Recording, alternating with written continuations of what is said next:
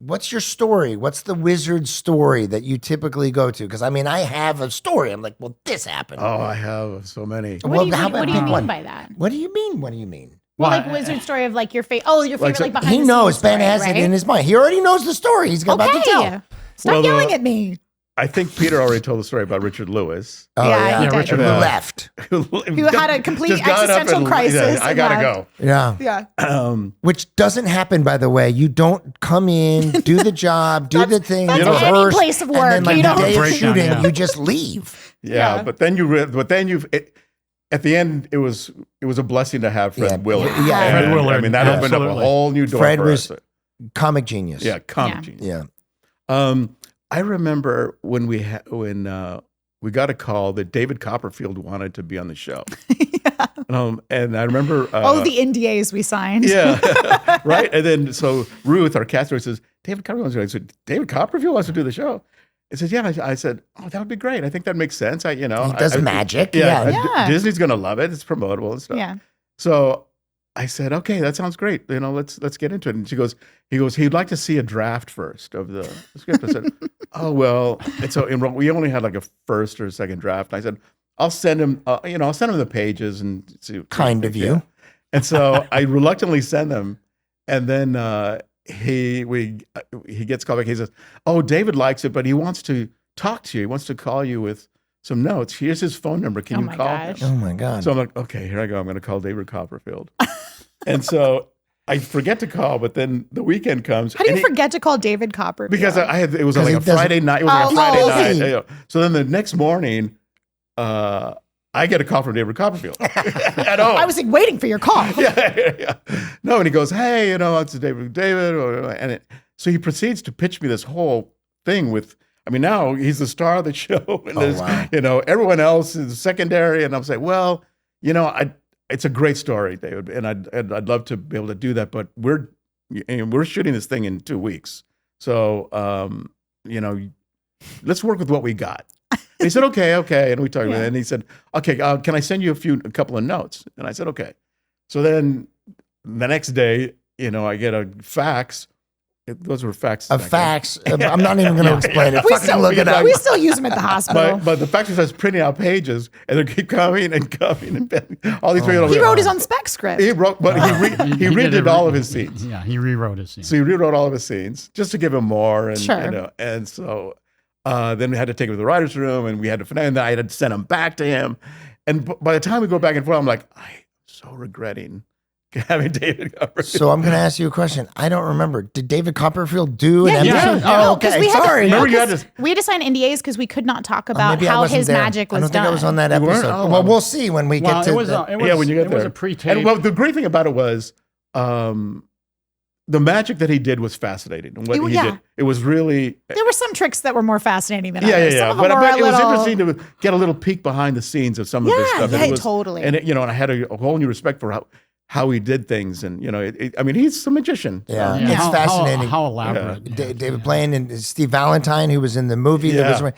Some of the stuff was. When Vinny, like you were saying, all of his stuff was, and which we often did with like our big name guest stars, is that they were often pre-tapes that we did before the audience came in because we had more control. Right. That kind of thing. Can I say one more moment that just came to me? We were, growing up, we were always big Don Rickles fans. Oh, yeah. I love Don Rickles, the roast master. And so in the fourth season, I thought, God, I'd really love to get Don Rickles in here. Yeah. And the episode that we had Tim Conway. Yeah. That was originally going to be Don Rickles. Oh, wow. So we reached out. So I said, Ruth, can we get to Don Rickles? Can we get him the script? Whatever, I'll put whatever top of show is, let's just reach out to him. Yeah. The top of show that I think was $5,000. And I said, I got to get ripped by Don Rickles, before I die. Oh, I would have died. Yeah.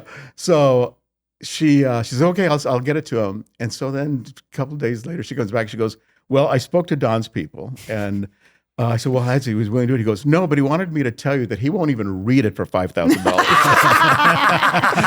fantastic. I'm good. That's fair. That's Disney. Okay, so as much as we could talk to you guys forever, and I have a million more questions for you, which I always hate this part of having to wrap it up. I have the big hairy question of like hanging over all of our heads, right? We've talked about the reboot and what we would love that to be. How are you guys feeling about the sequel? What are you hoping to see? Yeah, I would, no matter who it is, but on our cast, we would always wish them great success. No matter of what, course. Absolutely. Because we all work together and we all earned it. So I only wish him the best, and I just hope that. It's new showrunners. We don't have anything to do with them. Nobody from the old That was staff. my concern with it too. Yeah, It's the like old we staff talked is about there. how like we honed in and really dialed into our tone. Right. Yeah, and With they're our calling casting it crew. a sequel. Yeah, it's a sequel. It's Right. not a Absolutely. reboot. But I think there's certain expectations from the audience. They're going to say, "Hey, this is from Wizards. I'm going to watch this." But so I don't want the audience to be disappointed that it doesn't. Yeah, I don't either.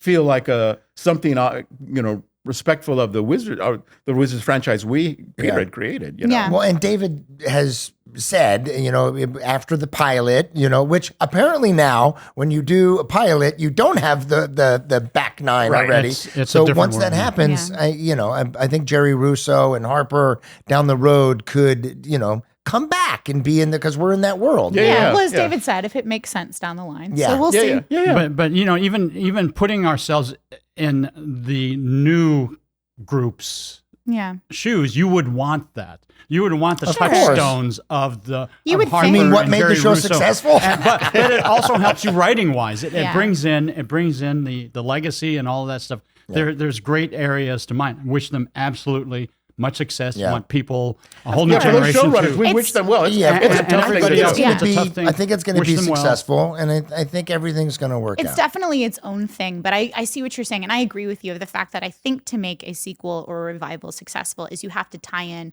the original that people fell in love with and then create its own thing and like kind of interweave those together. So it'll be interesting to see how he pulls it off, and I'm excited to see how he does it. Star Wars brings Captain Picard back. It's like Wait, did you say Star Wars? You mean Star Star Trek? Trek. Okay, Yeah. come on. I was about to say, I was like, those are different universes. Yeah. Star Trek brings back Obi-Wan. No. You guys, thank you so much for being you. here. We love you, and I'm going to say this. I think we have more stories, so you might have to come back and sit with us again. Absolutely. Absolutely. They're All like, right. don't make us. Love you guys. Another very special. Okay, 1, 2, 3, Wizards. 1, 2, 3, Wizards. Hey, thank you so much for watching this clip of Wizards of Waverly Pod. And for the full episode, go to the Wizards Pod YouTube channel. The link is in the description. And for exclusive weekly bonus content, join our Patreon now. There's a link in the description for that too.